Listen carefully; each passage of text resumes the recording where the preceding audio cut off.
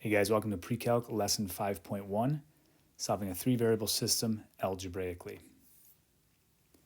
So what you're going to be given today are three equations in three variables, x, y, and z. And our first example is relatively simple because the top equation has the three variables, but if you notice, the middle equation only has two, and the third equation only has one. So we actually know one of those values right now. So what we're going to do is we're going to take that value of z and we're going to substitute it into my second equation to find out what y is. That's going to give me 2y plus 4 times 5 equals 14. Well, 4 times 5 is 20, so I'm going to subtract 20 from both sides. That gives me 2y equals negative 6, divide by 2, and y equals negative 3. Well, now we know y is negative 3 and z is 5. So I'm going to take this, plug it in there for z. I'm going to take this value of y, plug it in there for y. So now that equation gives me 3x plus y, which is a negative 3, minus z, which is 5, equals negative 2. I just have to be careful with my algebra. 3x minus 8 equals negative 2. I'm going to add 8 to both sides. So I get 3x equals 6. Divide by 3, x equals 2. So I've just solved that system. I know what x is, I know what y is, I know what z is. So the question is, what does this solution represent? Well, one way we could write this is 2, negative 3, 5. Now, when we solved a two-variable system, we understood that the solution represented the point of intersection of two lines. So it gave us an ordered pair.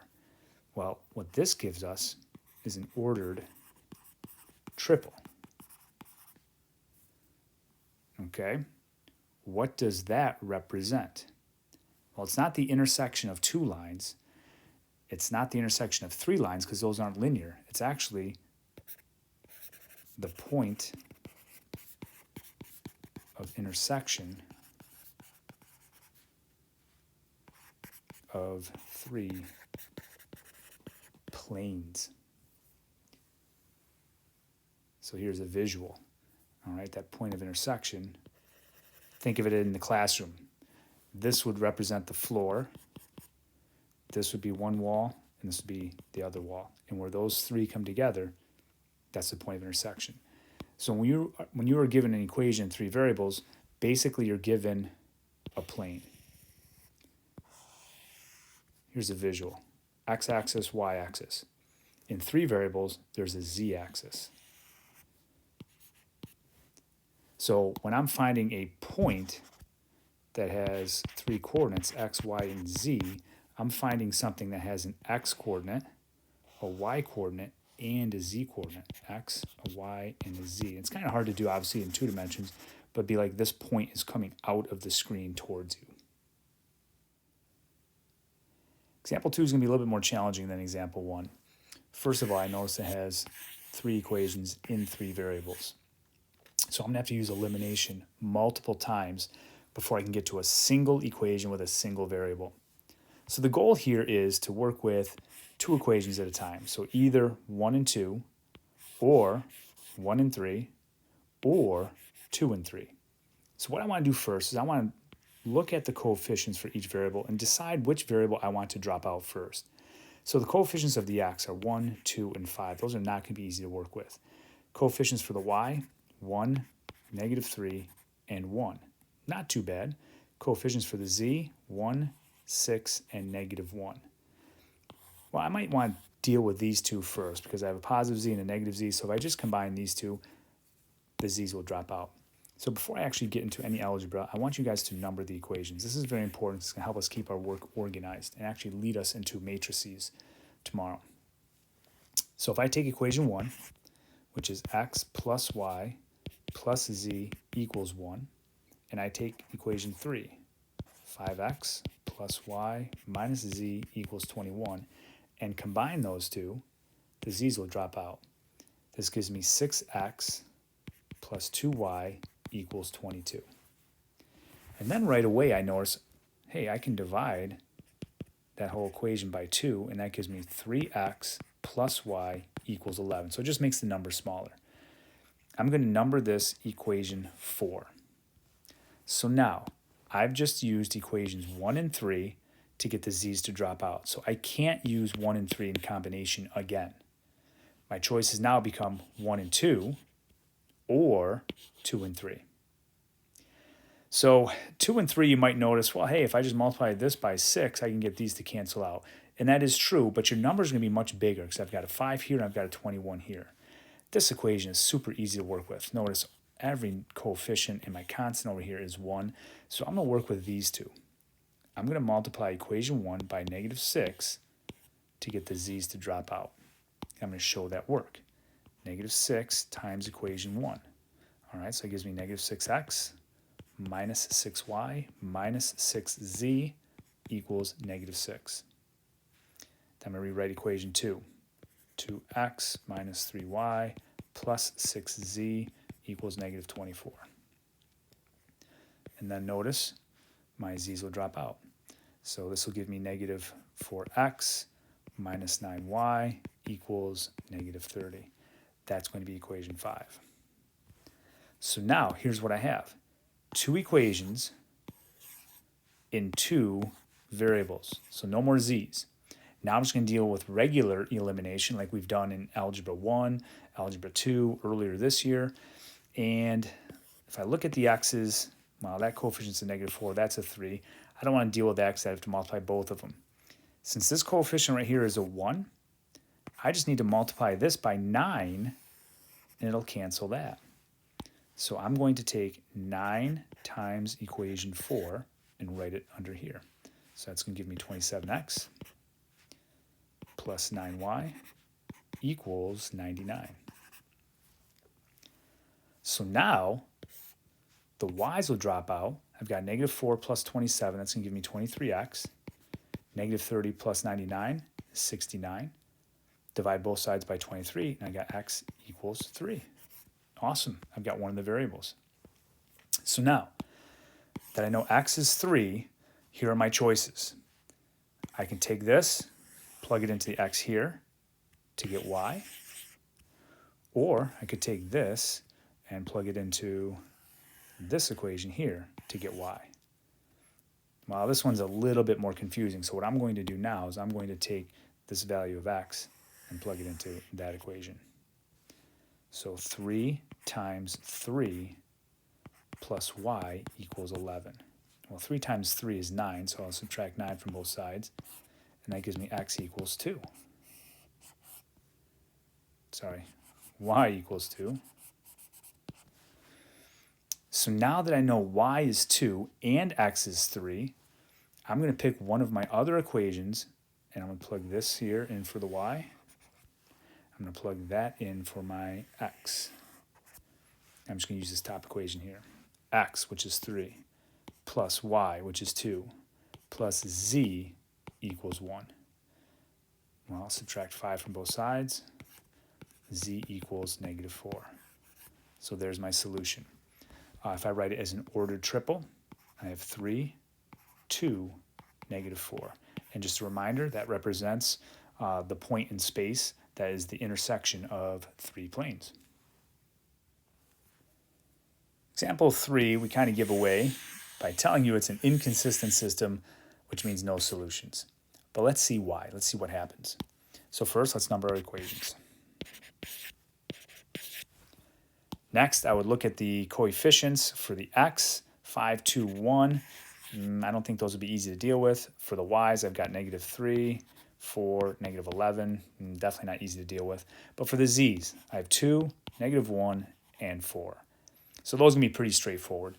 I'll start by taking equations 1 and 2. If I want the z's to cancel, I have to multiply this equation by 2. So let's rewrite equation 1. 5x minus 3y plus 2z equals 3. And let's take 2 times equation 2. So that's going to give me 4x plus 8y minus 2z equals 14. And then as expected, z's drop out. 5x plus 4x, that's going to give me 9x plus, what's that, 5y equals 17. I can't divide those by the same factor, so I'll label this equation 4. So now, I've done equations 1 and 2. I can't do that combo again. I could do 1 and 3. That's an option. Or I can do 2 and 3. I'm probably going to pick 2 and 3. If I notice that's a negative z, so if I just take this equation and multiply it by 4, the z's should cancel with equation 3. So let's take 4 times equation 2. All right, so what's that? 8x plus 16y minus 4z equals 28. And then equation 3. X minus 11y plus 4z equals 3. 8x and x, that's 9x. 16y minus 11y, that's plus 5y. And here I get 31. That's going to be equation 5. Well, this is kind of nice. I've got two equations in two variables. So now I need to cancel those. Well, look at 9x, 9x, 5y, 5y. I just need to negate one of my equations. So if I have equation 4, which is 9x plus 5y equals 17, and then I negate equation 5, negative 9x minus 5y equals negative 31, I end up getting 0 equals, what's that, negative 14? Well, this is weird. I have no more variables left. So you guys probably know this already. It's no solution. Why is it no solution? Because I'm left here with a false statement. 0 equals negative 14. That's false. So when that happens, that means there are no values of the variables that will work in this system. Okay, well, like we did before, describe this situation. So basically what this represents, if there's a solution, it's the point of intersection of three planes. This simply represents three planes that don't intersect at a single point. So visual. I can think of three visuals for this. There's three planes that don't intersect at a single point. They could all be, three planes be parallel, or two of them could be parallel and one of them comes through. And that's what happens when there's no solution. In example 4, we're going to talk about a system that has infinite solutions. And we'll see what the difference is between a no solution versus an infinite solution. All right, once again, what I'm going to do is I'm going to take stock of my three equations and what variables I have. So notice here I've got all three.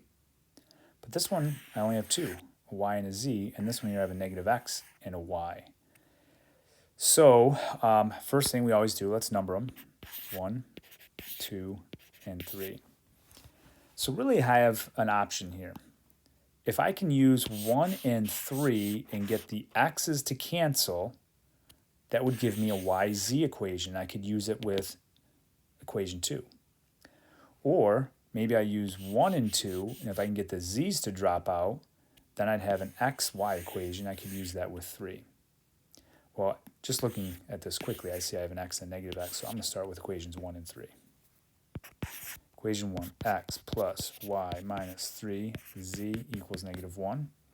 Equation 3, negative x plus 2y equals 1.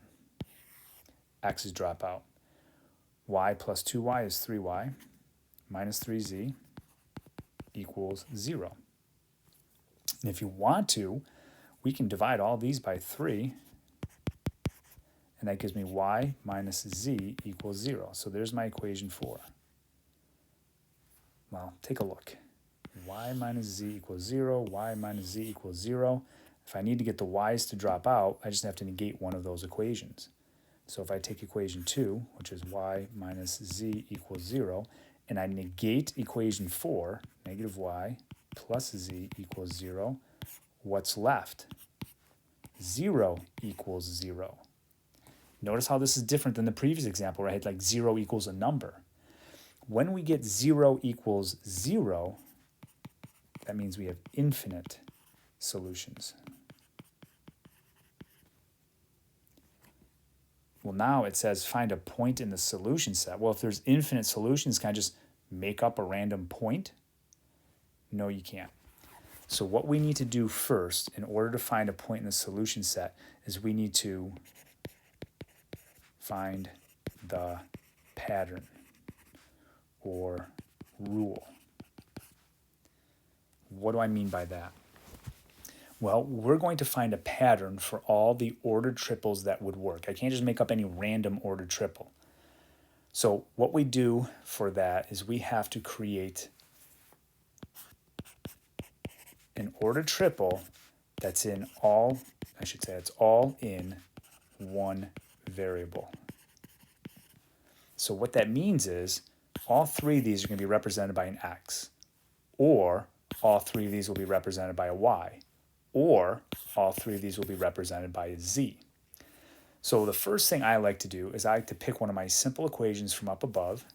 All right, I could use this one, I could use this one, I could use this one. I'm going to pick that one right there. If y minus z, use a different color, if y minus z equals 0, then y equals z. So what I know is that my y coordinate right here is the same as z. So I'm going to put that z in place of that y right there.